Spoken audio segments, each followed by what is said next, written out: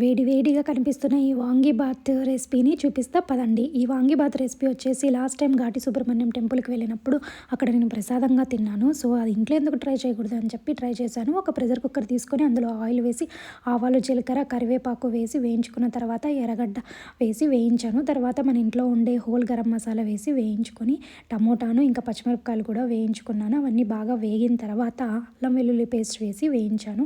ఇంకా తర్వాత పసుపు, గరం మసాలా, ధనియాల పొడి వేసి వేయించాను. వేయించుకున్న తర్వాత బఠానీ బాగా వేయించిన తర్వాత వంకాయలు వేసి ఈ పొడుగ్గా కోసుకున్న వంకాయలు వేసి వేయించాను. ఇవి వేగిన తర్వాత మనము వాంగీబాత్ మసాలా అయితే రెడీమేడ్ది తీసుకొని దాంట్లో ఒక 2 స్పూన్స్ వేసి బాగా వేయించుకున్న తర్వాత రైస్ వచ్చేసి 1 కప్పు రైస్కి 2 కప్పు వాటర్ వేసి బాగా మరిగిన తర్వాత ఇంకా రైస్ వేసేసి ఇంకా 2 విజిల్స్ ప్రెషర్ కుక్కర్ పెట్టేసిన తర్వాత 2 విజిల్స్ తర్వాత చూడండి ఎంత బాగా ఉందో వాంగీబాత్. మీరు ట్రై చేయండి.